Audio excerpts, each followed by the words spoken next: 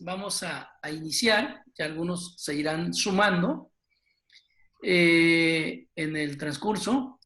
Bienvenido, Larry, nuevamente. Gracias por estar con nosotros y poder compartir lo que Dios te ha dado. Esta es la penúltima charla. Dios mediante, la semana próxima estaríamos cerrando ya el ciclo con Larry. Es un curso, cuando menos, pues para habilitar el pensamiento, pensar un poquito al respecto, ¿no? Y damos gracias a Dios por la vida de ustedes. Y bueno, ya Larry irá presentando algunas cosas. Pastor Ramón, presidente del presbiterio, bienvenido. Voy a pedirle al Pastor Ramón que nos lleve a Dios en oración para iniciar el día de hoy. Amén, hermanos. Oremos. Gracias te damos, Dios de amor, por esta oportunidad que nos das de estar juntos. Ayúdanos, Espíritu de Dios, a aprender, a comprender, a entender. Bendice, Señor, a nuestro hermano y ayúdanos a nosotros. Gracias por este gran esfuerzo. Gracias por esta dedicación. Gracias porque se puede compartir el tiempo y el conocimiento. Te adoramos porque eres bueno, Señor. Danos la oportunidad de practicar lo aprendido. En el nombre de Jesús. Amén. Bien, Larry, adelante. Gracias. Gracias por la oportunidad de estar con ustedes de nuevo. Y vamos a seguir. Estamos hablando de la predicación expositiva, la predicación cristocéntrica. Y el enfoque es en la revitalización y en la plantación de iglesias, aunque yo creo que como estamos ya a la mitad de este curso, pues la aplicación va a ser un poco difícil como llegar a la aplicación, sobre todo en la plantación de iglesias. Pero quiero enfocarme un poco en la revitalización o el reavivamiento y darles unos recursos, unas ideas que son sencillas, que son básicas y que tiene que ver con el avivamiento o el reavivamiento. Porque supongo que tienen ahí en su presbiterio, como tenemos en nuestro presbiterio aquí en los Estados Unidos, en el sur de Florida, iglesias que están apenas sobreviviendo, iglesias que están como moribundas, iglesias que han muerto y han cerrado sus puertas. Y además tienen algunas iglesias que están prosperando más y no sé cómo haya sido allá el plan y los avances en cuanto a establecer más iglesias, pero es lo que encuentro en todos lados, esa situación, incluso aquí. Entonces, lo que tenemos que hacer, si hablamos de revitalización o reavivamiento, estamos hablando de recuperar vida donde hay muerte o por lo menos recuperar vitalidad donde hay moribundez o enfermedad o debilidad en las iglesias. Y primero tenemos que empezar con un análisis de cuál es el problema y luego pensar en cuál es el remedio. Entonces, nos cuesta trabajo como pastores pensar en cuál es el problema, porque cuando un médico forense hace una autopsia en un cadáver, hay dos personas distintas involucradas. El cadáver que está muerto y el médico forense que es objetivo y puede hacer el análisis, el examen. Pero cuando nosotros como pastores y líderes analizamos la iglesia, somos parte de la iglesia, entonces no tenemos una perspectiva objetiva. Y a veces se nos escapa que nosotros seamos el problema. porque cuando yo viajo, pues ya no viajo mucho, pero nadie está viajando mucho, pero cuando yo viajaba en iglesias en México, en otras partes de Latinoamérica, a veces los pastores se abrían conmigo y empezaban a quejarse de sus iglesias. Esta iglesia no quiere trabajar, esta iglesia no quiere diezmar, esta iglesia es muy X. Y luego, pues, critican la iglesia. Y luego a veces en privado algunos de los miembros de la iglesia vienen conmigo y dicen, este pastor es muy regañón, este pastor es muy exigente, este pastor es muy flojo, o lo que sea. Y otra cosa que escucho a veces es que echamos la culpa a las circunstancias externas. Decimos, este pueblo es muy renuente, esta situación es muy difícil, la economía está muy difícil, etc. Y a lo mejor tenemos la razón y puede haber factores en la iglesia y puede haber factores en nuestras circunstancias, pero como pastores tenemos que ser los primeros en reconocer y confesar nuestros pecados. Si queremos que haya reavivamiento, revitalización en nuestras iglesias, tiene que empezar con nosotros. E históricamente, frecuentemente, los avivamientos empiezan cuando algunos pastores o se convierten a Cristo porque se dan cuenta de que realmente no eran cristianos, o por lo menos se arrepienten en una forma radical de sus pecados y empiezan a vivir como cristianos. Entonces, reconocemos que el papel del pastor es muy importante y anciano igual, que puede debilitar la iglesia o puede ser un factor en la revitalización de la iglesia. Y cuando pensamos en fuentes de debilidad o de muerte de iglesias, hay varios, como 4 áreas que debemos analizar. Uno, una teología errónea.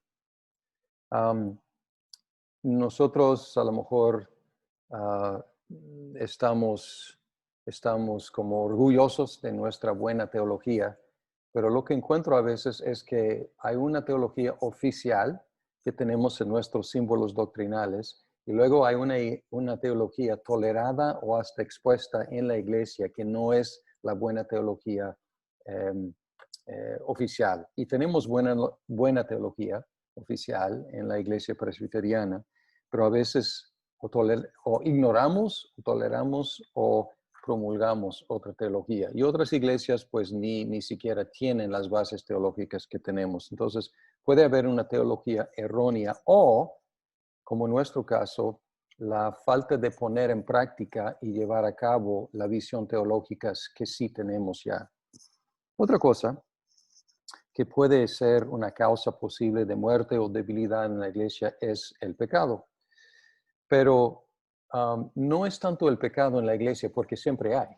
O sea, no es sorpresa que haya pecado en la iglesia. Es una cuestión de cómo tratamos con el pecado. Es cuando se tolera y no se trata en una forma correcta de disciplina. Y lo que encuentro en general en las iglesias evangélicas que no practican la disciplina. Tenemos nuestro libro de disciplina, pero poco ponemos en práctica los conceptos allá. Y cuando se hace la disciplina muchas veces es una forma caprichosa o regañona y no es una forma bíblica, humilde, compasiva. Entonces, la toleración del pecado y el no tratar con el pecado en una forma correcta. También puede haber una misión equivocada en la iglesia. Hay mucha presión que la iglesia haga muchas cosas. Hay una tentación de hacer muchas cosas, pero tenemos una sola misión, que es hacer discípulos. Es la única misión de la iglesia y ninguna otra organización en todo el mundo tiene esa misión, es nuestra, y exclusivamente para nosotros como iglesia. Pero pues yo vi cómo es fácil desviarnos. En la iglesia en Guadalajara tuvimos en diferentes momentos una escuela de música, una escuela de inglés supuestamente para alcanzar gente nueva. Tuvimos y tienen hasta la fecha una escuela hasta la secundaria, kinder, primaria, secundaria, y son buenas cosas, pero no son la misión de la iglesia, como enseñar inglés o enseñar música o enseñar geometría. Entonces nos desviamos a veces, y yo fui culpable. También hay circunstancias extremas, como una cuarta causa posible, persecución. A veces la persecución ayuda a que crezca la iglesia, a veces la persecución desola la iglesia. Economía extrema, a veces simplemente la economía no permite que haya una iglesia allá. A veces desastres naturales. Y después de unos huracanes, muchas iglesias han cerrado aquí en los Estados Unidos. Los pastores tuvieron que vivir, tuvieron que ir a otro lado y se cerraron las iglesias. Y también esta pandemia. Yo leí un artículo acerca de las iglesias en los Estados Unidos que estiman que hasta 20% de las iglesias van a desaparecer por la cuestión de esta pandemia. Entonces, cosa fuera de nuestro control. Entonces, si estas son las posibles causas y hacemos un análisis, luego, ¿qué podemos hacer? Y lo que tendemos a hacer es querer hacer una programación de revitalización o de reavivamiento. Y queremos decir, ok, vamos a remediar, detectamos problema aquí y vamos a hacer programas. Y a lo mejor el ministerio de evangelización o el ministerio de relaciones o no sé qué, va a dedicarse a un programa, presentar el programa, aprobar el programa y con eso vamos a remediar el problema. Pero cuando pensamos en volver a la vida, tenemos que darnos cuenta, en primer lugar, que no podemos dar vida. Nuestra mejor programación no puede dar vida. Dios tiene que dar vida. Dios es el único que puede dar vida a un individuo y a una iglesia. Entonces, dependientes completamente de Dios, pero luego preguntamos, ¿qué vamos a hacer? ¿Quedarnos aquí con las manos cruzadas y no hacer nada? ¿Y esperar hasta que Dios mande la vida? Pues tampoco, porque no somos fatalistas. Nosotros creemos en la providencia de Dios, pero no somos como los musulmanes, simplemente diciendo, pues si Dios quiere y no hacer nada. Tenemos que pensar en prácticas que tienden hacia la muerte y prácticas que tienden hacia la vida. Entonces, al mismo tiempo dependemos 100% de Dios, pero también tenemos que buscar esas prácticas que tienden hacia la vida, que acompañan la vida. Y históricamente, la iglesia reconoció que Dios es la fuente del avivamiento. Pero luego, en el siglo XVIII, empezó el movimiento de avivamiento, y no hay palabra precisa en español, pero voy a llamar ese movimiento avivamientismo. Cuando los grandes evangelistas empezaban a salir a la calle, al centro de la ciudad, Jorge Whitefield, Juan Wesley, predicando a multitudes en la calle y mucha gente convirtiéndose. Pero luego sus intentos como llegaron a ser una cuestión de técnicas, de métodos. Y nosotros somos herederos de esa tendencia de depender de métodos y de técnicas, porque tenemos un sinfín de libros en nuestras librerías cristianas de 7 pasos para avivar tu iglesia o 5 pasos para restaurar la vitalidad. Y tenemos esos planes, esos métodos. Y a veces hay buenos tips allá, buenas pistas, buenas recomendaciones, pero tenemos que reconocer que la primera cosa es una dependencia de Dios, que Él es el único que da vida. Ahora, quiero mencionar, vamos a hacer algunas cosas prácticas hoy sobre la predicación expositiva y trabajar con Filipenses. Pero quiero mencionar 2 recursos, básicamente un recurso.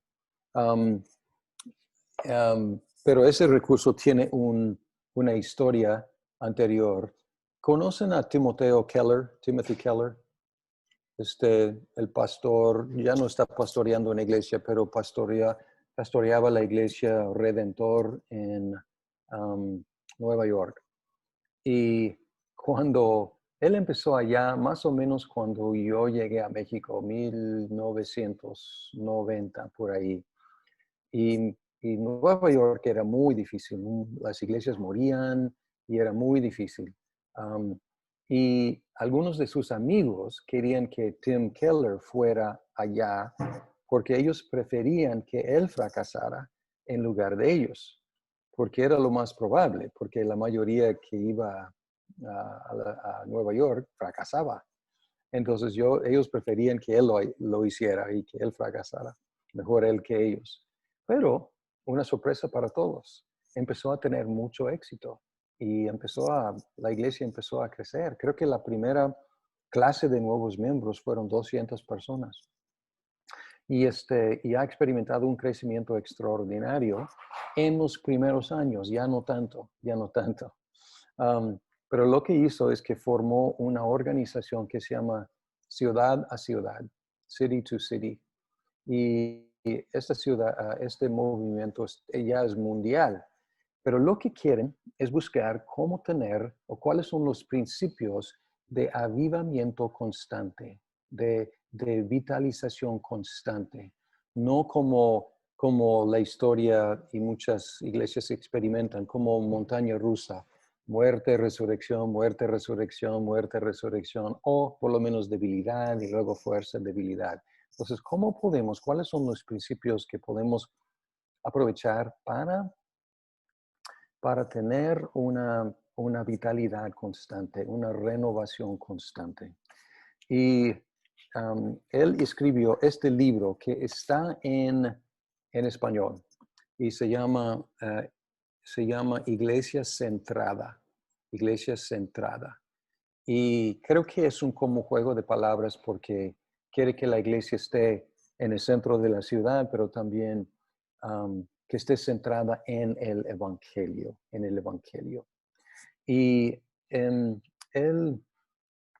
dice que la renovación, y él da una definición, es una intensificación de las operaciones normales del Espíritu por medio de los medios ordinarios de gracia.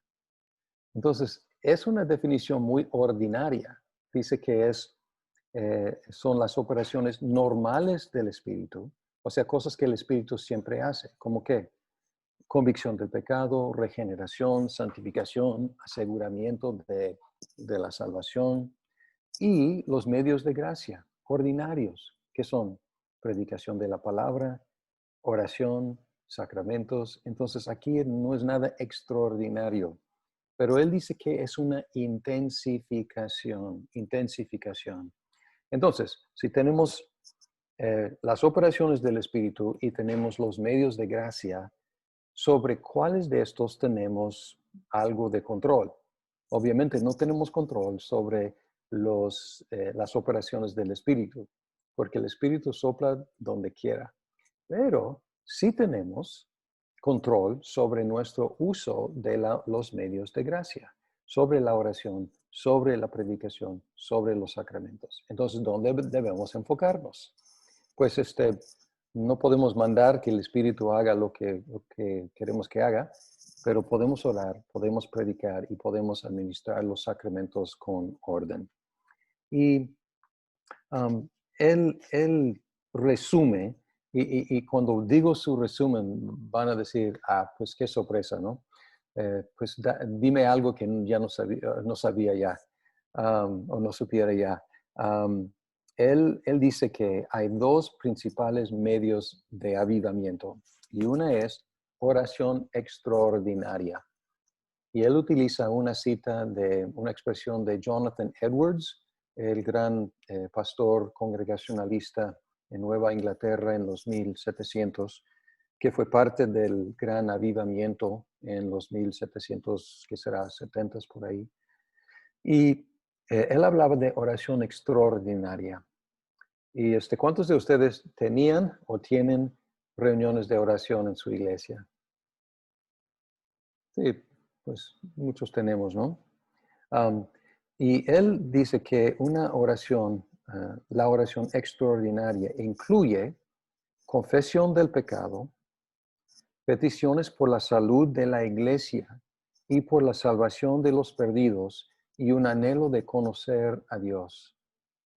Muchas veces en nuestras reuniones de oración oramos por cosas legítimas, pero decimos, hermanos, ¿cuáles necesidades tienen? ¿Qué peticiones? Y alguien dice, la tía de mi sobrina tiene artritis y quiero que oren por la tía de mi sobrina y su artritis. Ok, vamos a orar por ella. ¿Cómo se llama? Pues Carmelita, vamos a orar por Carmelita.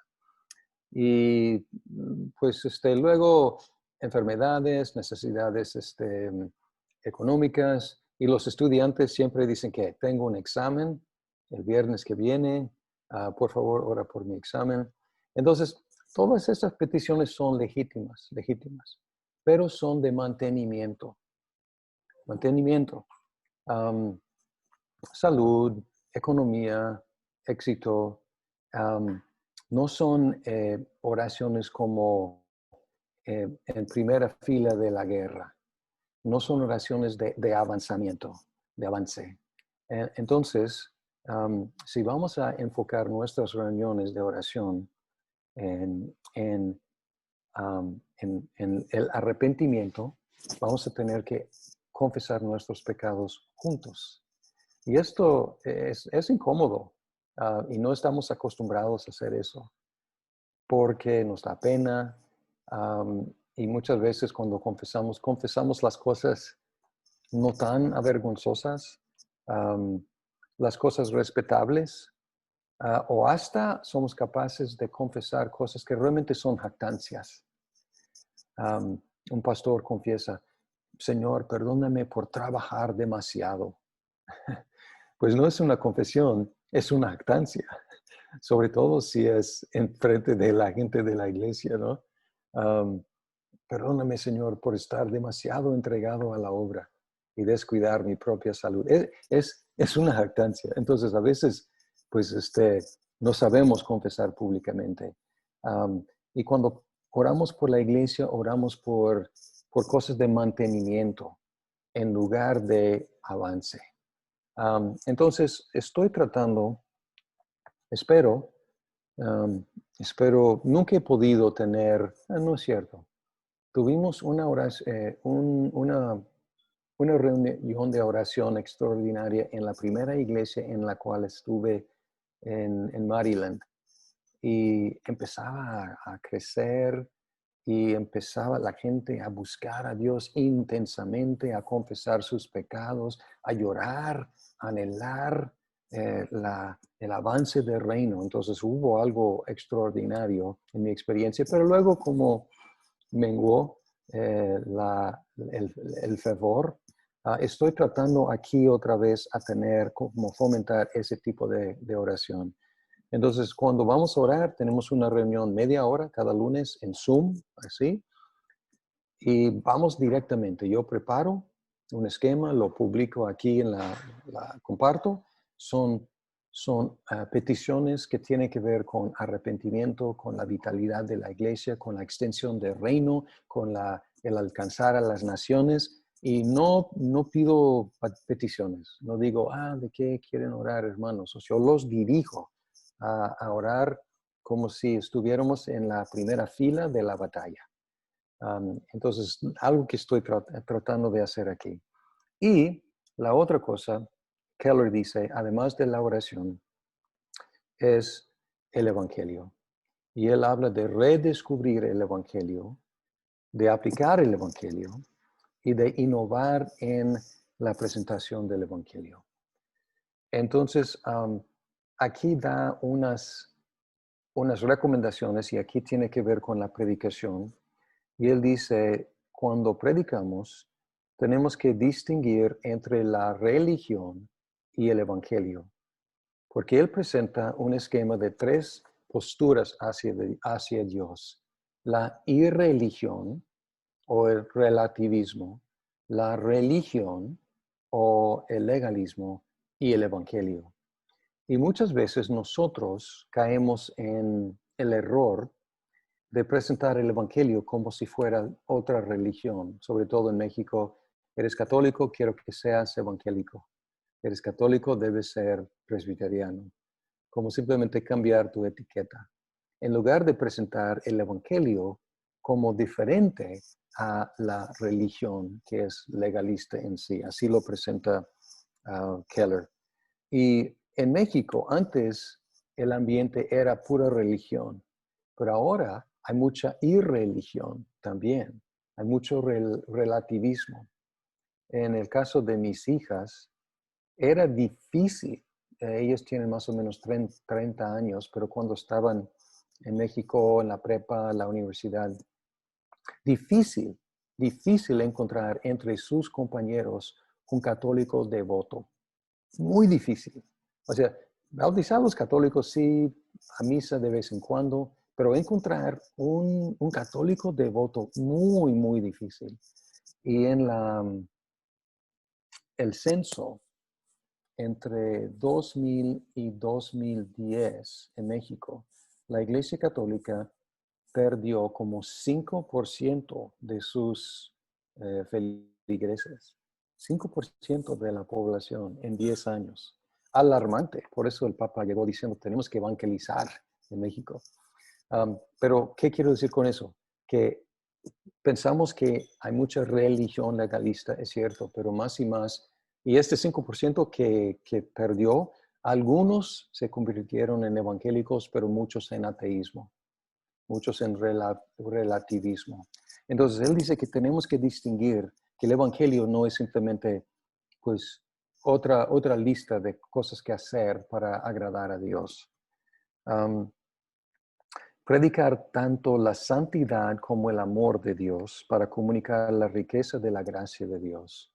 Si no predicamos la santidad de Dios, la salvación no se ve como gran cosa, pero ¿salvados de qué?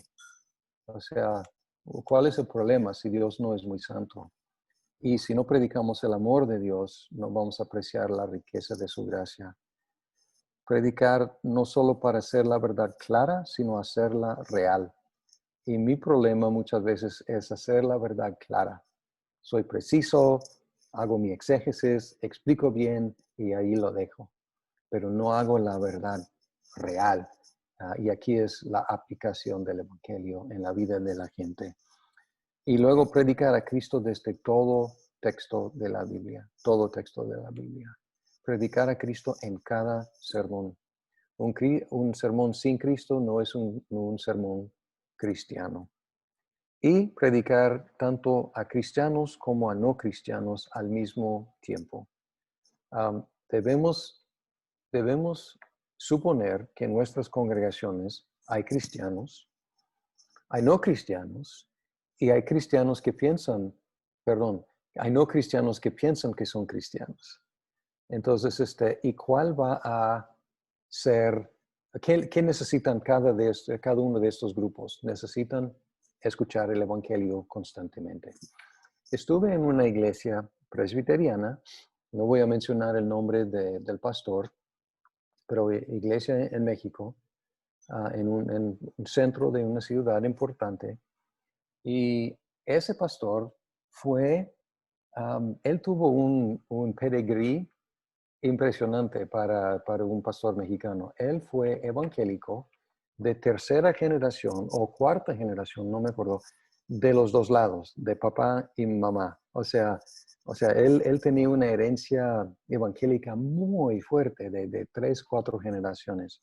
Y su esposa muy devota, muy dedicada a la iglesia, muy entregada. Y me invitaron a predicar. Entonces yo prediqué un mensaje, creo que de Romanos 3, sobre la justificación por la fe únicamente, explicando que Cristo tomó nuestro pecado, nos imputa, nos regala su justicia para que seamos justos delante de Dios, declarados justos.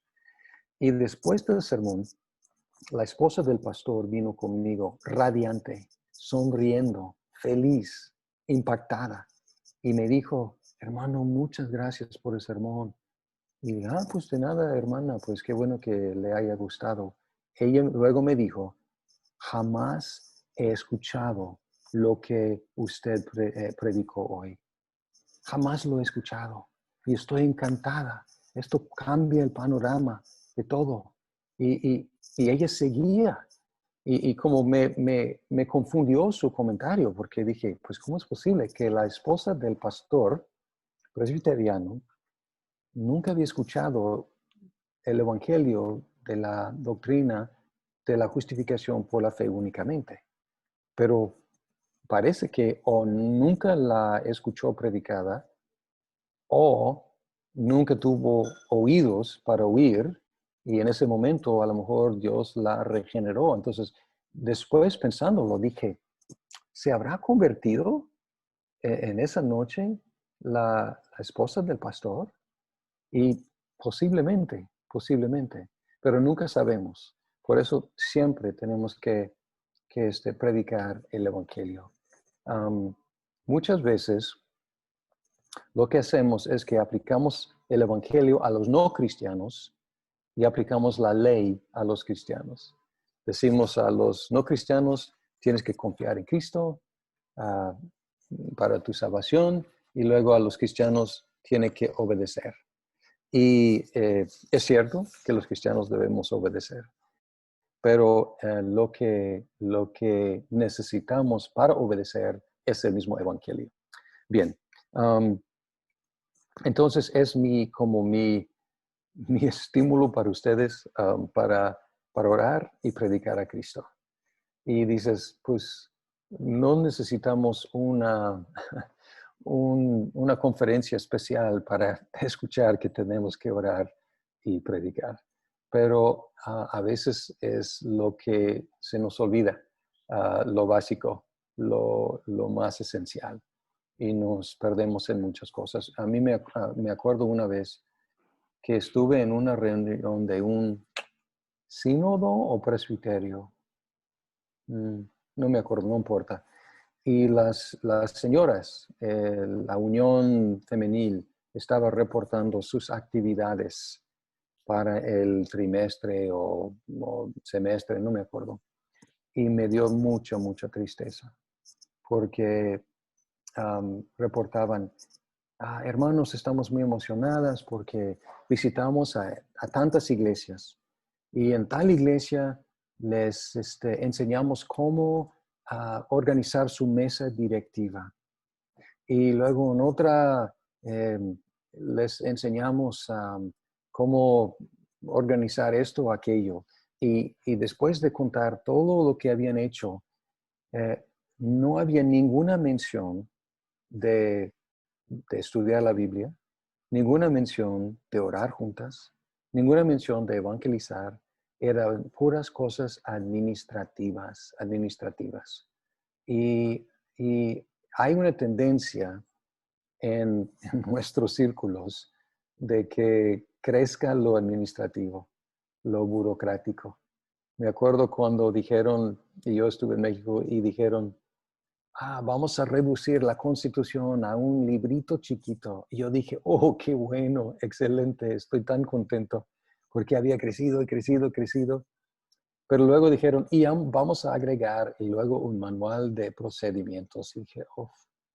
Entonces, yo participé en la Asamblea General para crear el manual de procedimientos. No estoy en contra, pero hay una tendencia de multiplicar esas cosas. Estoy hablando con una... Claro. Sí. El tema ahí que yo creo que me gustaría, a mí sí que ampliar un poquito el concepto de gracia, porque si estamos llenos, a ver, si entendemos la gracia, en que Lutero lo que descubre no es que él tenía que pagar algo, sino que ya todo estaba pagado. No sé si porque yo siento que muchos esa parte no la tienen muy clara. Acabo de escuchar, a veces antes de venir a la iglesia el domingo, reviso a algunos que están predicando y parece que están predicando la ley y no la gracia. Entonces, ¿cómo tú integras esto en tu predicación? Eso sería muy bueno que lo comentaras. Sí, a veces fallo, admito que fallo. Um, y a veces predico el texto y luego durante la predicación estoy viendo dónde está el evangelio aquí.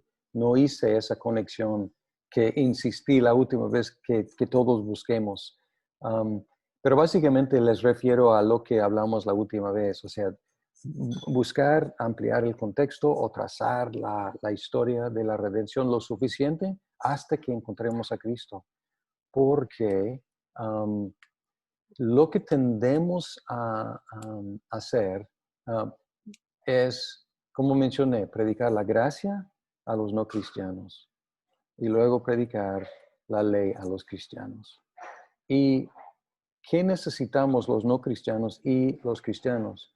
Necesitamos la ley y necesitamos la gracia. O sea, no vamos a entender la gracia sin la aplicación de la ley, porque sin la aplicación de la ley no vamos a ver la necesidad de la gracia.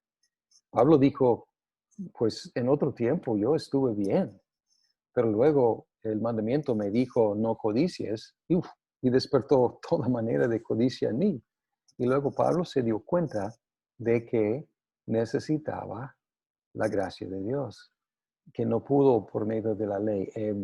Un ejemplo, estoy dando un curso sobre la predicación expositiva, usando como voy a hacer aquí, pero en miniatura aquí, sobre Filipenses. Y en Filipenses 3, es una explicación extraordinaria, quizás la más clara que ninguna otra parte de Pablo, aún el Nuevo Testamento, sobre los dos tipos de justicia que podemos tener. Y Pablo habla de su jactancia anterior, que se jactaba de su religiosidad. Y él se consideraba bien delante de Dios por su herencia y por su ejecución. Y luego dice, pero luego eché a la basura todo eso y me di cuenta que no me encomendaba a Dios, más bien era un obstáculo. Y dice que a fin de guardar, a ver, ¿dónde está? Ser hallado, perdido, ok, estoy en 3:8. Y aún más yo estimo como pérdida todas las cosas en vista del incomparable valor de conocer a Cristo Jesús, mi Señor, por quien yo he perdido todo y lo considero como basura a fin de ganar a Cristo y ser hallado en él, no teniendo mi propia justicia derivado de la ley, sino la que es por la fe en Cristo, la justicia que procede de Dios sobre la base de la fe. Entonces, este versículo es el más claro o uno de los más claros sobre la justicia. Nuestra justicia delante de Dios es la que nos regala a nosotros, no la que le regalamos a Él. Pero, y utilizo esto como ilustración, estoy pidiendo de los alumnos, y son pastores de nuestra denominación, que me hagan bosquejos homiléticos sobre todo Filipenses. Y estuve leyendo, revisando, calificando uno de esos. Y lo que hizo uno de nuestros copastores con este texto fue animar a la gente a practicar la justicia. Ahora, hay otros textos que nos animan a practicar la justicia. Este texto no es uno de ellos. O sea, este texto está animándonos a abandonar nuestras jactancias por nuestra propia justicia y recibir por fe la justicia de Cristo. Y en otras partes, sí, claro, habla de la perseverancia, más adelante la perseverancia, la glorificación, la santificación, pero a veces los mencionaste a Lutero. Los luteranos, como para mí, quedaron cortos en cuanto a la santificación. Ellos suponían básicamente que la santificación se iba a dar por sí. Si tenemos la justificación correctamente, vamos a entender la santificación. Y no tenemos que enfatizar. No tenemos que realmente decir nada. Dios lo va a hacer. Pues no es como el Nuevo Testamento trata la santificación. Pero nosotros tendemos a hacer lo opuesto. Presuponemos que la gente entiende la justificación y brincamos a la santificación, la perseverancia, la obediencia.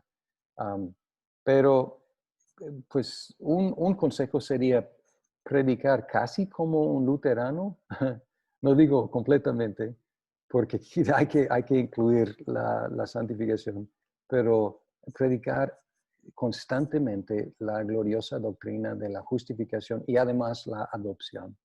Entonces, no sé si esto conteste tu pregunta, Isaac, pero es una respuesta sencilla. Siempre busca el ángulo que nos quita nuestra religiosidad y nos apunta hacia Cristo y su justicia que necesitamos recibir por fe. Y luego ver cómo eso se conecta con el texto. O sea, no es simplemente agregar la justificación a cualquier texto, pero ver cuál es la integración de esta doctrina básica con lo que está en el texto. No sé, Isaac, si esto te conteste o no. Un poco, creo que es un poco más amplio el tema, difícil de comprender. Sí me preocupa porque sí he escuchado predicaciones, haz esto, tienes que hacer esto, tienes que hacer esto. Cuando yo entiendo que el cambio es obra del Espíritu Santo en el creyente, entonces sí hacer, pero es resultado de la obra del Espíritu en la vida de la persona. Porque si se pone como obligación, se convierte en ley y ya no es gracia. ¿Sí me explico? Sí, sí, lo difícil es que la santificación es sinérgica y la justificación, la regeneración es monérgica. Y sinérgica, dos o más energías o obras colaborando. Monérgica, pues, ¿quién justifica? Dios. ¿Quién regenera? Dios. O sea, no participamos en lo más mínimo, recibimos todo, Él hace todo. Pero en la santificación sí participamos. Entonces, ¿cómo predicar las obligaciones de la vida cristiana, pero no en una forma legalista? Sí tenemos que instar la obediencia, pero tiene que fluir de nuestro aprecio por la gracia de Dios. Porque en Tito, por ejemplo, Tito, déjame ver.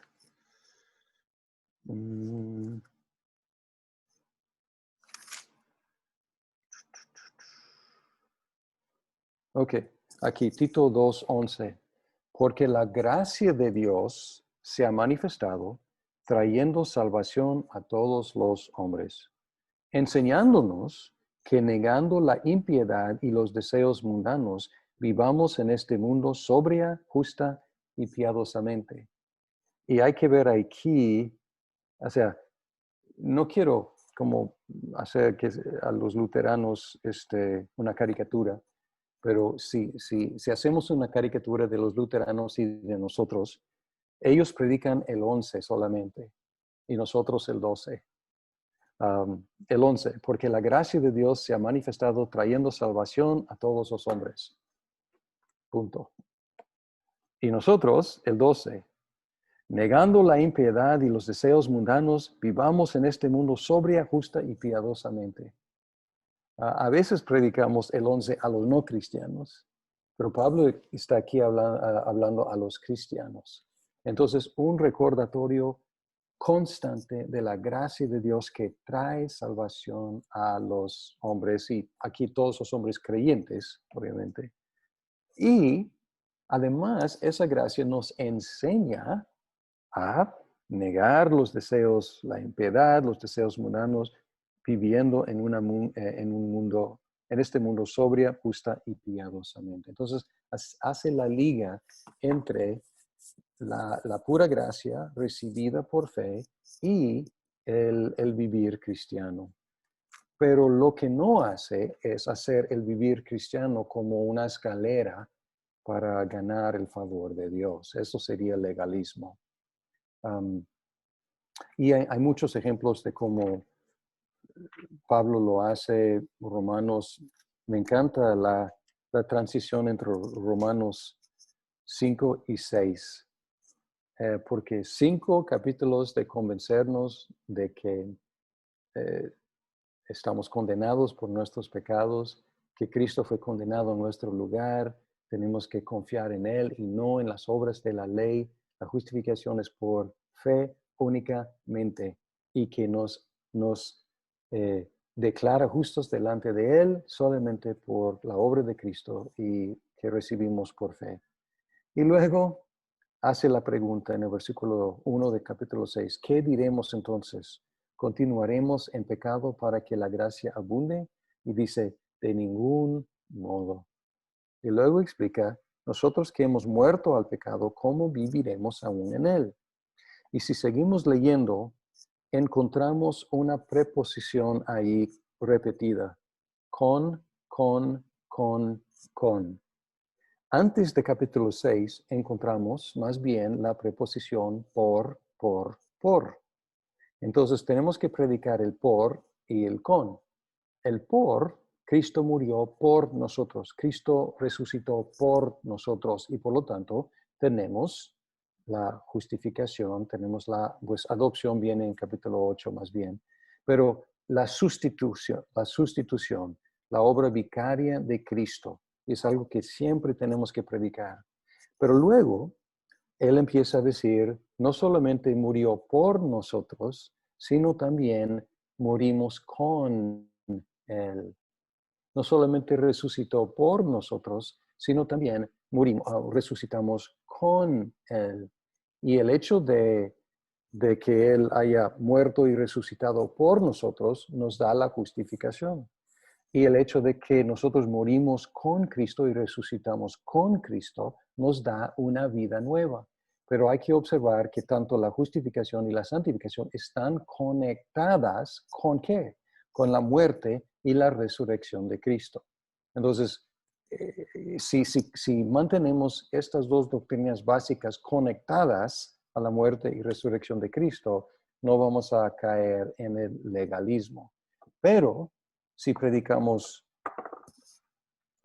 la justificación para los no cristianos y luego decimos a los cristianos, echen ganas para obedecer, pues ya desligamos la obediencia, la vida nueva de la muerte y la resurrección de Cristo. Entonces es otro esquema, pues el mismo esquema que Pablo utiliza aquí, el por y el con, pero los dos en Cristo. Y de hecho, Efesios, en Cristo, todos los beneficios que tenemos están en Cristo.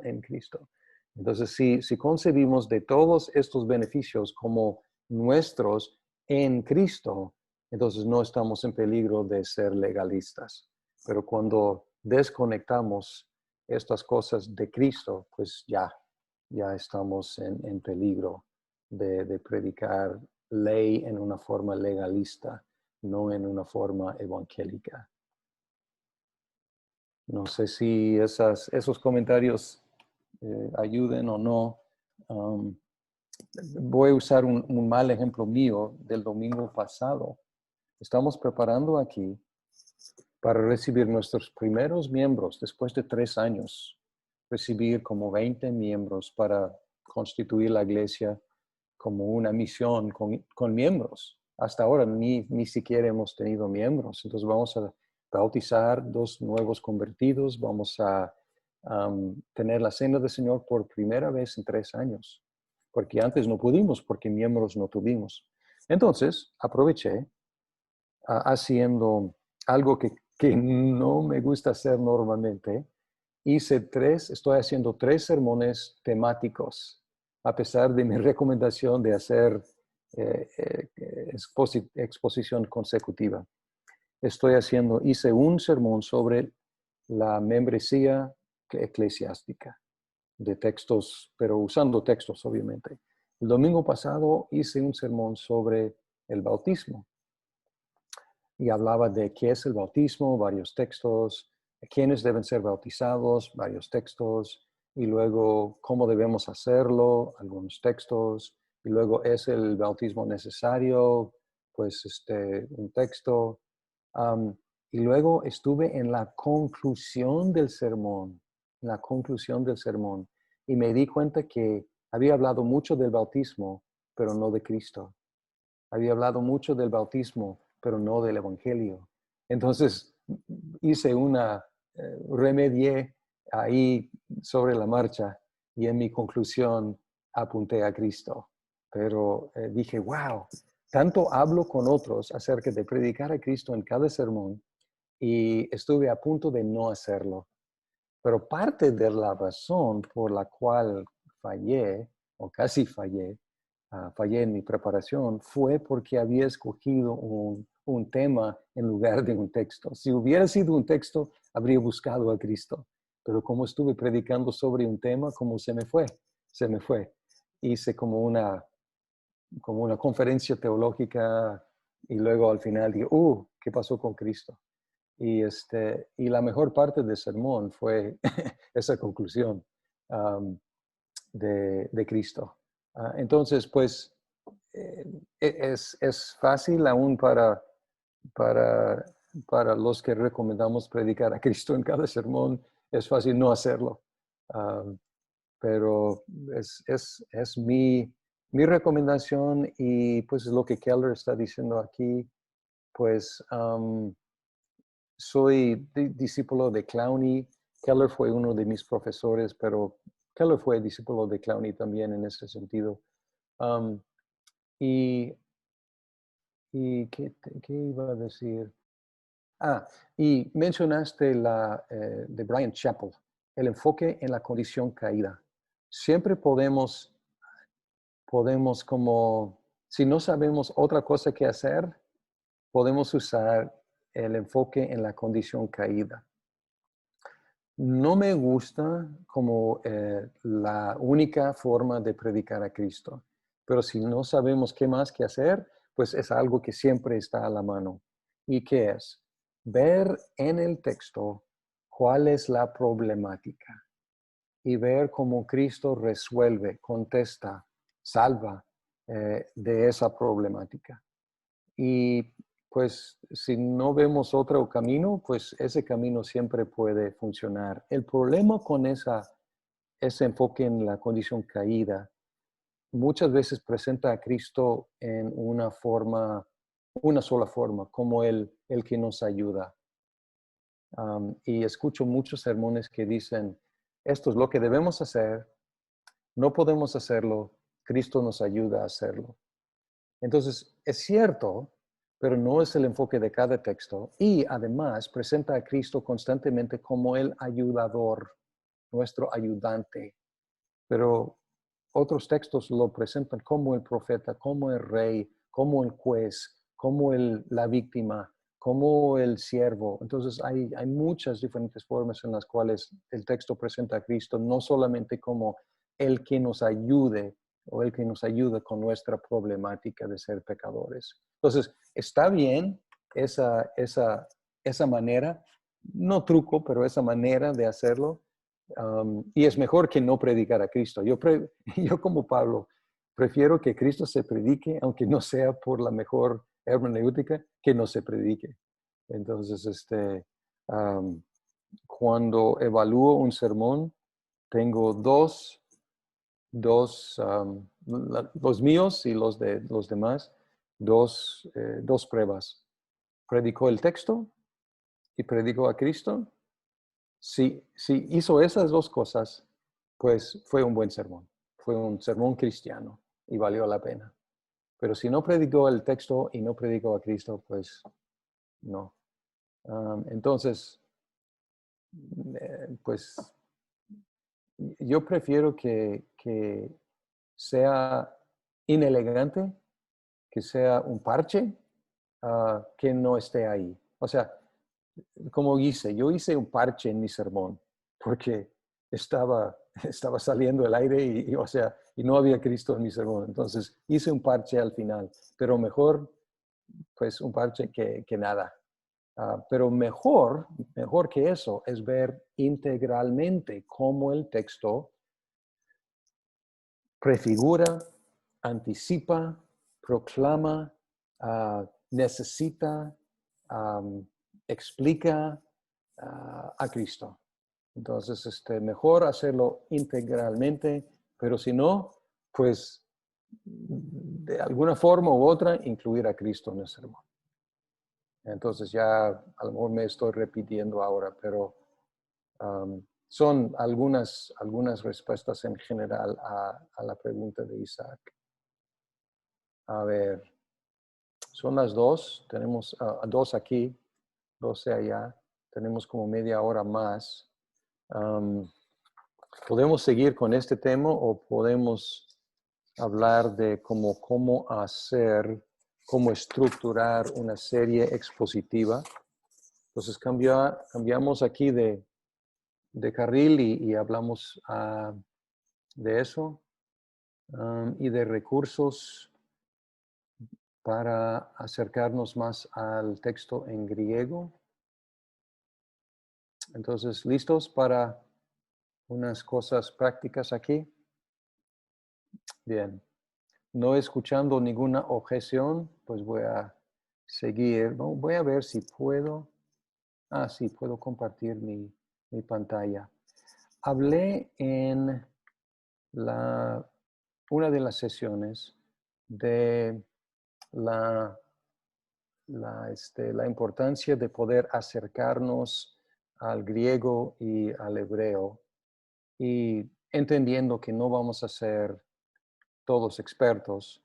Este es a lo mejor algunos ya conocen esto, este es el sitio que tenemos o tuvimos, todavía está, el Seminario Reformado Guadalajara, y es seminarioreformado.org.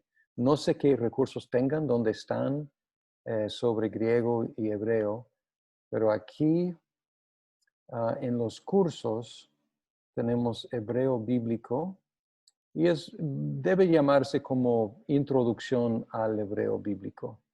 Entonces aquí las lecciones sobre el hebreo y los vídeos, textos, apuntes, el texto, el manual, diccionario y luego, ¿dónde están los videos? PDF. Aquí los videos. Entonces, y todos los videos están en Vimeo.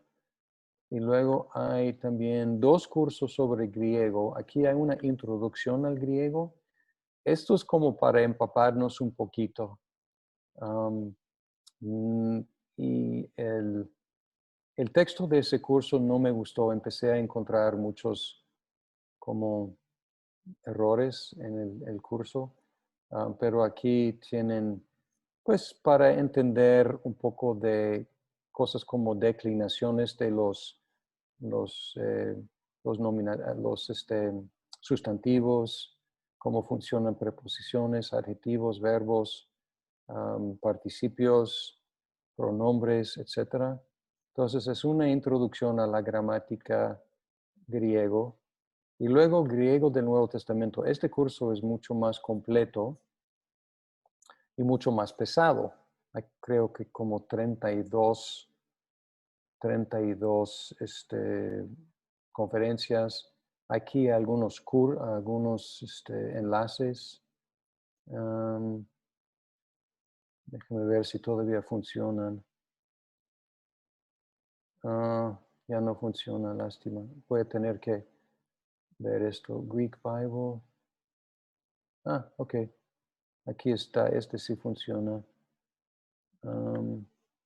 Bien. Léxico griego, guía de pronunciación, que no importa mucho. Audio del Nuevo Testamento en griego, si quieren escucharlo. Y aquí aplicación, pero no está ahí. Ok. Bien. Entonces es un recurso. También se llama Bible Hub, como ejebiblico.com, Bible Hub. Pueden encontrar aquí una Biblia interlineal, inglés, griego. Desgraciadamente español no. Yo he buscado, hay una versión impresa, muy cara, pero aquí hay una Biblia interlineal griego hebreo y inglés. Y lo bueno, si toman el mini curso que mencioné sobre griego y tienen las categorías gramaticales en sus mentes, pueden acercarse aquí y, por ejemplo, ver qué quiere decir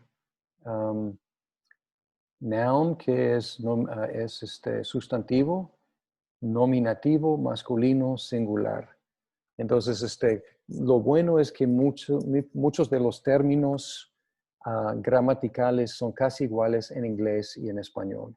Entonces, es una conjunción aquí, conjunction, conjunción, aquí un sustantivo nominativo, masculino, singular. También es aquí sustantivo, nominativo, masculino, plural. Aquí, como es posesivo, aquí de posesión, no es nominativo, sino genitivo. Entonces son diferentes casos del sustantivo. Entonces, recomiendo que pues quizás el mini curso y luego esto va a tener mucho más sentido. Aquí artículo definido, aquí preposición. Entonces, estas categorías van a tener mucho más sentido. Y otro recurso que utilizo diariamente, déjame ver, voy a compartir mi iPhone aquí.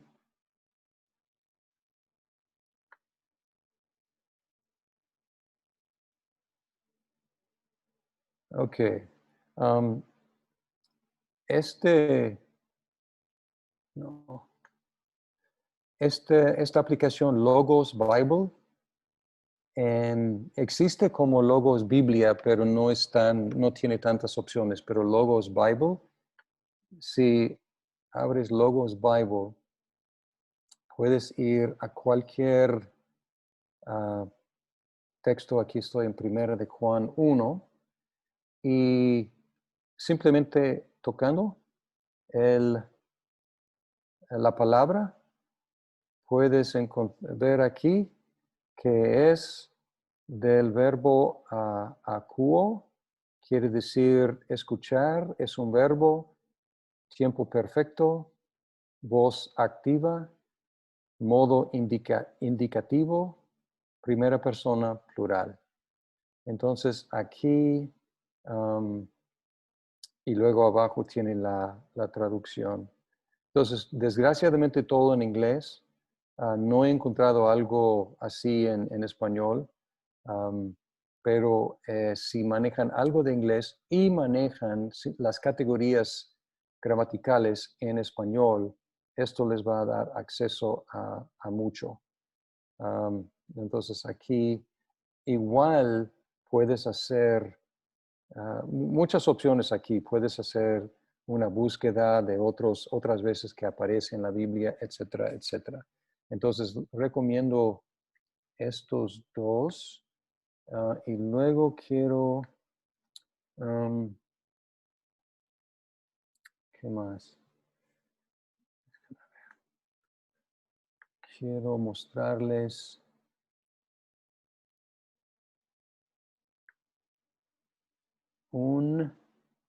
a lo mejor ya conocen este sitio, Bible Gateway. Es similar a Bible Hub y tiene muchas Biblias en diferentes versiones. Y entre más versiones consideras, mejor, porque cuando encuentras diferencias en las traducciones, esto les va a señalar una dificultad o algo interesante en el griego. Entonces aquí la Biblia de las Américas es normalmente lo que utilizo en inglés. Normalmente utilizo la Biblia de las Américas, no sabía de Nueva Biblia. Voy a investigar Nueva Biblia de las Américas. Es la más apegada al griego y hebreo, pero no tan fluido para estar leyendo en público. Entonces no predico sí predico a veces de este también, pero aquí puedes buscar en español todas estas opciones y, um, y cuando encuentras una diferencia es como una llamada de atención para, um, para buscar más a fondo lo que está pasando en el griego. Y aquí quiero, quiero mostrarles este libro que recomendé y está en lo que he enviado a Isaac. Este libro de Frank Thielman es el tipo de libro que quiero que conozcan y utilicen. Es un comentario bíblico exegético que, que trabaja con el griego. Y hay toda una serie de estos comentarios bíblicos con aplicación Nueva Versión Internacional. Y utiliza el texto de Nueva Versión Internacional, pero también interactúa con el griego. Y del texto bíblico a una aplicación contemporánea. Entonces, es muy bueno este libro.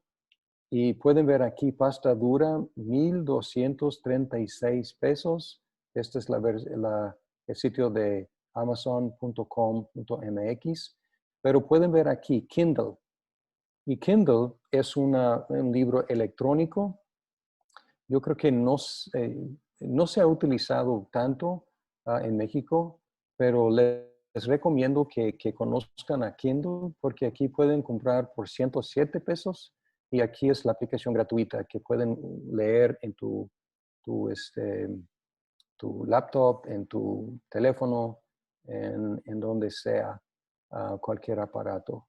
Entonces, yo creo que no es la costumbre utilizar comentarios bíblicos en la preparación de sermones, porque en mi clase que estoy dando, yo asigné ese libro y les dije que leyeran el libro completo antes de hacer sus bosquejos homiléticos. Y ninguno de los que terminaron el curso y son pastores presbiterianos, ninguno aprovechó ese libro para hacer su exégesis. Y por lo tanto, su exégesis quedó como superficial, solamente al nivel de su entendimiento en lugar del entendimiento, a nivel del entendimiento de este experto, el doctor Frank Thielman. Entonces, pues, aprender a utilizar comentarios bíblicos. ¿Ok?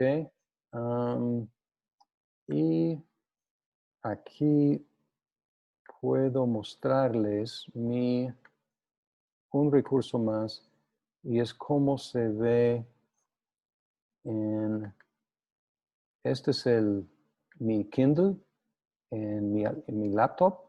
Entonces aquí está el libro en mi Kindle y aquí puedo leer perfectamente bien, puedo señalar, puedo hacer notas. Y aquí, pues realmente es como tener el libro, pero no necesitas el espacio, una introducción. Y entonces, altamente les recomiendo que aprendan a utilizar estos comentarios. Ok.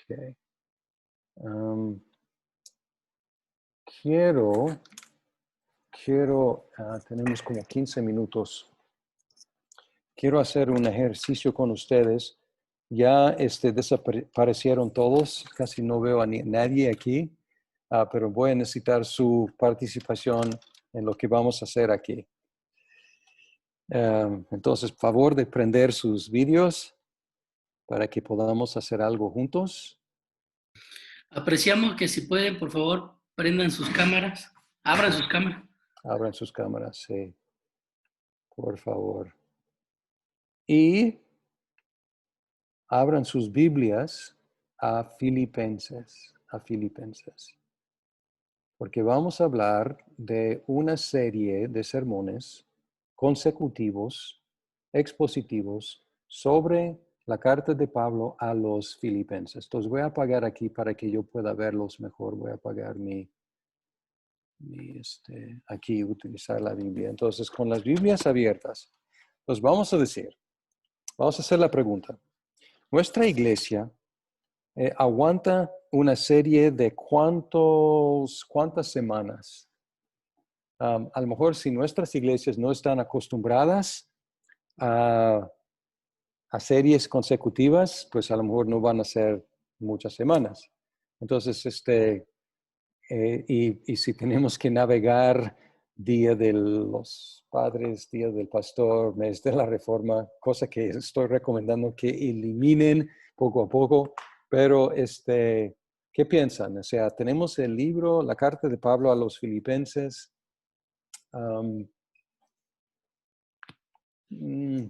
¿Cuántas semanas podemos dedicar en nuestra iglesia a estudiar este libro, esta carta?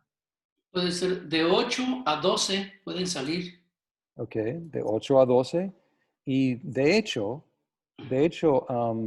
pues el mínimo para predicar Filipenses es un domingo, porque podríamos hacer un repaso rápido en un domingo, abarcar toda la carta. Porque cuando esta carta llegó a la iglesia en Filipos, ¿qué hicieron? ¿Cuánto de esta carta leyeron? Pues todo, ¿no? Entonces no es una carta larga, entonces podríamos leer toda la carta y sería un excelente sermón. Pero podríamos hacer en 4, quizás, porque hay 4 capítulos, pero serían textos muy grandes. Y entonces lo que mencionó Isaac es un buen tamaño, sobre todo si la iglesia no está acostumbrada.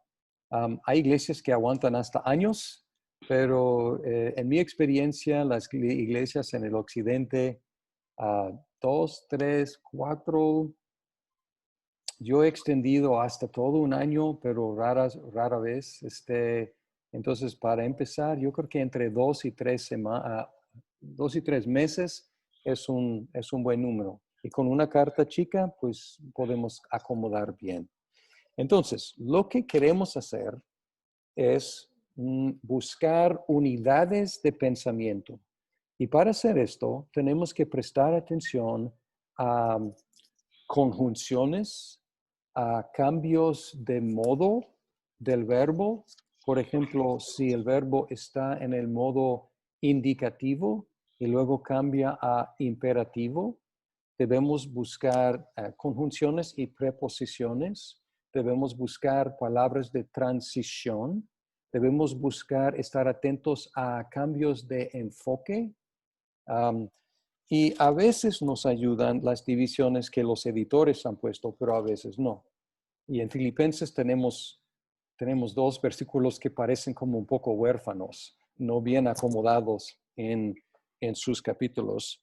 Entonces, lo que vamos a hacer en el poco tiempo que tenemos es tratar de dividir esta carta en 8 a 12 secciones, buscando secciones que cohieren, que tienen una unidad de pensamiento, que podemos decir, esta sección se trata de X. Y si estamos diciendo que esta sección se trata de X y Y, a lo mejor son 2 secciones, no una sección. Entonces, empezamos. Entonces, tendremos que tener la Biblia abierta o memorizada quizás y revisar transiciones en el capítulo 1, donde ven como cambios en el enfoque. Empezamos en 1:1 y vamos hasta cuál versículo hasta encontrar un cambio de enfoque. De hecho, yo preparé algo para el año que viene, empezando en enero, y yo hice la división de 1:1 a 11, porque En un principio me salían como 26 sermones, y eran muchos. Entonces, después, bueno, y luego me llevo la sorpresa que ya preparándolo, a veces no lo uso todo, pero es mejor tener algo, no tener nada, ¿no? Hice yo, por ejemplo, un cambio del 1 a 11, 12 a 20. Ok, entonces vamos a pararnos ahí. Ajá. Ok, ¿por qué entre 11 y 12? O sea, ¿cuál es la idea del 1 al 11? ¿Qué tiene en común 1 al 11? O sea, ¿de qué se trata? Parece que en esa parte está hablando de felicidad y oración. Ok, bien. Y de hecho hay como, podemos ver que da gracias y luego pide. Son Uh-huh. dos tipos de oración. Entonces, la oración es el enfoque de esa sección. Y luego, ¿qué cambia en el versículo 12? ¿Por qué quieres cambiar o romper ahí, dividir ahí? Porque habla de la seguridad. Ujú. Ok. Y vean en el 12, empieza con, y quiero que sepáis. Ok, ha estado orando por ellos y luego dice, y quiero que sepáis. Entonces, o sea, cambia. O sea, estuvo orando y el resultado de sus peticiones y luego dice, y, entonces hay un cambio Y, ahí. ok, y perdón, Larry, si hay el cambio de quiero que sepáis, y entonces va a hablar de él mismo. Ya no va a hablar de la oración por, sino ahora va a hablar de él mismo, ¿verdad? Así es, exacto. Muy También bien. hay una enseñanza de cuando dice, quiero que sepas, está utilizando su capacidad de maestro, de docente, para dar un mensaje diferente. Ya lo saludó, oraron, pero ahora lo que sigue es esto. No se quedó ahí. Sí, igual va a hablar de él, porque obviamente él es el testimonio vivo de la palabra y de la transformación de Dios en su vida. Pero creo que es esta parte académica de Pablo. Quiero que sepas, pero ¿cómo te lo voy a enseñar? ¿En qué sentido? Muy bien, ok, perfecto. Entonces, ¿estamos de acuerdo? Y ahora tenemos que ver dónde terminamos esta sección. Y Isaac quiere terminar después del 20. ¿Y por qué después del 20, Isaac? Déjame ver, espérame tantito. Déjame ver mi acordeón como lo tengo. Porque es lo que tengo. De hecho, me salían 26 sermones y lo reduje a 12 porque era demasiado tiempo. 26 sermones eran casi 6 meses predicando en Filipenses. Entonces, Sí. Puede haber un cambio de idea aquí a partir del verso 26, 27. Ujú. Sí. Dice 26, porque para que abunde vuestra gloria en mí, en Cristo Jesús, por mi presencia otra vez entre vosotros. Y luego 27, solamente que os comprometáis. ¿Puede ser un cambio de idea ahí o...? Sí. Porque yo lo tengo dividido así. No, es muy bien porque, y vemos el cambio en el modo de los verbos. Entonces, aquí en 26 tenemos para qué, y luego tenemos en subjuntivo, abunde. Entonces está hablando del futuro, y luego cambia solamente comportaos, y aquí es en imperativo. Entonces cambió el modo del verbo ahí, que refleja exactamente lo que está pasando en el griego. Entonces, cambia de informe a exhortación. ¿Ok? Entonces, podría ser 12 al 26, pero no es la única forma de dividir. yo lo tengo del 12 al 20 Ok, y luego del 21 a 30. ok. Ajá, Y sería luego, otra. Ok, a ver, vamos a analizar, porque no hay ninguna respuesta como, o sea, esto es un poco subjetivo, pero subjetivo, ajá. subjetivo, pero tiene que ser un poco objetivo también, porque tenemos que seguir el lineamiento del texto, ¿ok? Claro. Entonces, a ver, ¿por qué entre 20 y 21? ¿Qué cambia ves ahí? Del 12 al 20, el tema de la seguridad, y del 21 al 30 está hablando de conducta, ¿Ok? de ética. Ok, Ok, o sea, es otro argumento. Ajá. Sí, es otro argumento que podría y tiene la ventaja, no es como lo hice la última vez, pero tiene la ventaja de tener textos más o menos del mismo tamaño. Ujú. O sea, es otro factor, no es el definitivo, pero es un factor secundario. O sea, entonces podría Quizás ser. haciéndole justicia también a la gramática española, Larry, ¿pudieras hacer también un punto de división, el punto y aparte, Sí, para sí, dividir el capítulo? sí, Aunque a veces no siempre funciona porque aunque tiene un punto de aparte, sigue arrastrando la idea anterior a veces. Entonces, dependiendo, ¿no? claro. A mí Bueno, me es que costó un lío hacer esos 12 sermones, hacer esas divisiones y esa es la función del punto y aparte, ¿no? sí, a veces, a veces. Sí. Y Pero luego, como a veces las traducciones son de equivalencia formal, que yo uso Valera, por ejemplo, no siempre funciona igual, ¿no? Pero bueno, son ejercicios, ¿no? Por ejemplo, yo exacto. empiezo, me parece que Filipenses, para mí, para este año que viene, yo hice una serie de predicaciones. Yo acostumbro calendarizar todo el año de predicaciones y voy a usar Filipenses, porque es una carta corta y también, como dice Larry, luego la gente se cansa, ¿no? Pero ese ejercicio de ir dividiendo, se divierte uno un buen rato. Claro. Por Sí, ejemplo, tenemos exacto. un dato interesante en el del 7 al 8, donde hay un punto y aparte, y la idea del punto y aparte en la gramática nuestra es un cambio de tema, cambio de idea, Ujú. no solamente es un respiro a leer, en Así función es. de la coma. Ujú. Entonces, si lo analiza uno con calmita, efectivamente, aunque no se pierde la idea original, sí hay un cambio de énfasis. Ujú. Sí. Y son las cosas que, o sea, ves punto y aparte, y luego dices, quiero ver otras traducciones cómo lo hacen, ¿no? Y a lo mejor en otras traducciones vamos a encontrar que no está así, y luego tenemos que ir al griego a la medida que podamos y decir cómo está en el griego, recordando que la puntuación en el griego no fue original, no había puntuación en los manuscritos originales. Entonces, toda puntuación hasta cierto punto es una interpretación. Am, pero podemos, ahí el valor de comparar traducciones también. Ujú. Sí, porque entre 20 y 21, ya sea por vida o por muerte, pues para mí el vivir es Cristo y el morir es ganancia. Aquí en Biblia de las Américas tiene punto y aparte. Yo lo veo como un solo enunciado fluido, ¿no?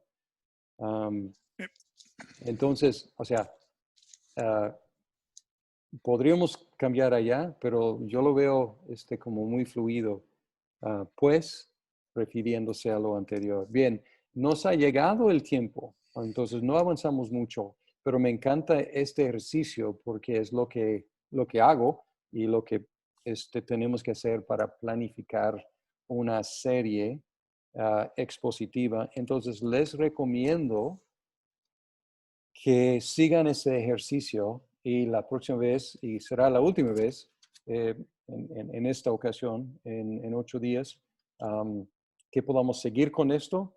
Y luego la idea es empezar a hacer exégesis de la primera sección juntos y ver cómo ir del texto a un bosquejo homilético. Entonces, no sé quién vaya a cerrar, Isaac, te lo entrego. Larry, disculpa, ¿Mm? ¿puedes repetir la aplicación Logos qué? La aplicación de Bible, griego. sí, Bible, Bible, okay, thank Bible, you. sí, Logos Bible. Y y tiene ese logotipo, déjenme mostrarles el logotipo. ah,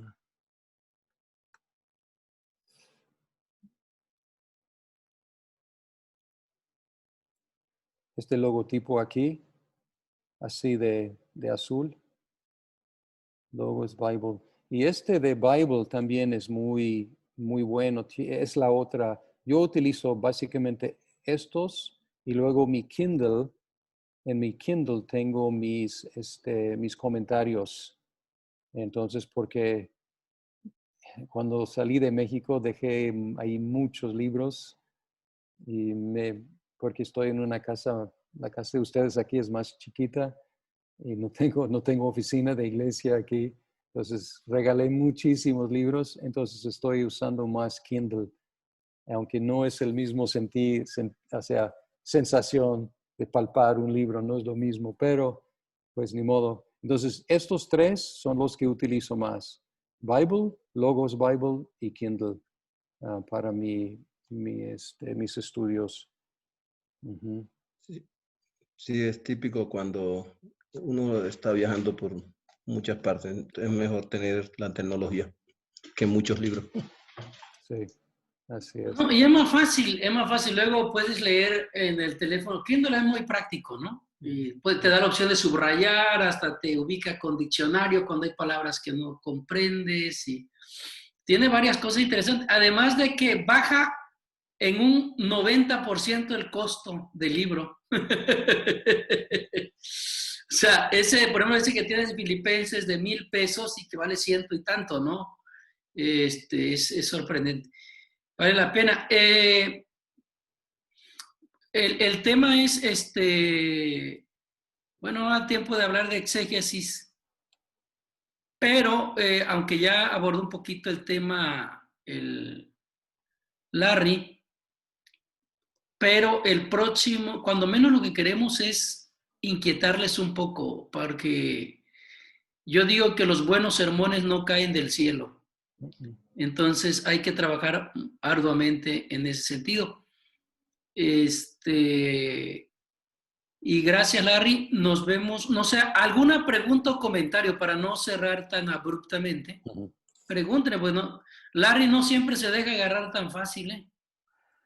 Solamente para comentar, hay una aplicación que se llama eSword en español y quizás es algo así, pretende ser una especie de equivalencia al Logos Bible, gratuito, a diferencia del Logos Bible que tiene un costo y por supuesto bien lo vale. Sin embargo, hay otro que se llama eSword, espada en inglés, ¿no? Y te da la oportunidad de bajar comentarios, diccionarios, Biblias y hacer el comparativo. eSword. No sé si estoy pronunciando bien la palabra espada. Voy a escribir en el chat. Ok, esas son herramientas, son recursos que se tienen. Yo lo que digo, Larry, es que un comentario bíblico no te dice cómo debes interpretar el texto, pero a veces sí te da luz en torno para entender el texto, que es el otro, para que se lo lleven presente los que están aquí, ¿no? O sea, porque lo que muchos hacen es copiar lo que dice el comentario, entonces se pierde la riqueza de la investigación y de descubrirlo tú mismo y que el texto te impacte a ti, primeramente. Sí, les comparto porque nuestro seminario aquí donde doy cursos, tampoco los estudiantes aquí saben usar los comentarios. Entonces estoy predicando esta semana sobre 1 Corintios 11, 17 al 34 y tienen muy buenos comentarios allá. Y estoy viendo que están como sin uso. Nadie los ha usado. Han estado ahí en la biblioteca y nadie está aprovechándose de estos. Entonces, parece que no sabemos en general aprovechar los recursos que tenemos. Y tengo a la vuelta aquí, gracias a Dios, este recurso. Ok. Bien, ¿alguna otra pregunta o comentario? Si no hay, o se entendió todo, no se entendió nada. Voy a pedirle al pastor Oliverio, el secretario presbiterio, que nos despida con la oración final. Y nos vemos el martes próximo, ya cerramos. Ya va a ser 1 de diciembre el siguiente martes. Y cerramos aquí este ciclo. Quiero decirle que la predicación es algo de constante aprendizaje. O sea, esto es algo que no queda en un curso, sino que la experiencia, a la medida que tú lo hagas y todo, vas creciendo y descubriendo cosas nuevas. Spurgeon decía que el que no tiene nada que aprender, difícilmente tenga algo que enseñar. Entonces, es un aprendizaje constante. Oramos con el pastor Oliverio. Agradecer a Dios por la vida de nuestro hermano, Pastor Larry. Dios bendiga su vida y su familia y todos los que estamos aquí. Oremos. Te agradecemos, Padre bendito, en el nombre de Jesús, porque nos permites estar delante de ti, pero también agradecidos porque de una y de muchas maneras nos enseñas, nos capacitas para seguir en tu reino. Permítenos que bajo la cobertura de tu Espíritu Santo y en la guianza de Él mismo, podamos, Señor, ser fortalecidos, meditar en tu palabra para llevar a aquellos que necesitan y poder capacitar a los no capacitados. Pero nosotros debemos de ser lo primero para honrar tu nombre y levantar tu nombre en alto. Permítenos, Señor, y perdona nuestro pecado. Muchas veces te fallamos al no permitirnos a nosotros mismos capacitarnos y también cometemos errores en capacitar a otros, no en la forma correcta. Pero gracias te damos porque el tiempo es tuyo y nos permites hoy estar aquí. Esperamos para la próxima estar juntos otra vez. Bendice a cada familia, al pastor Larry y a su familia y a la congregación que está pastoreando. En tu amor y en tu misericordia te lo pedimos. Amén.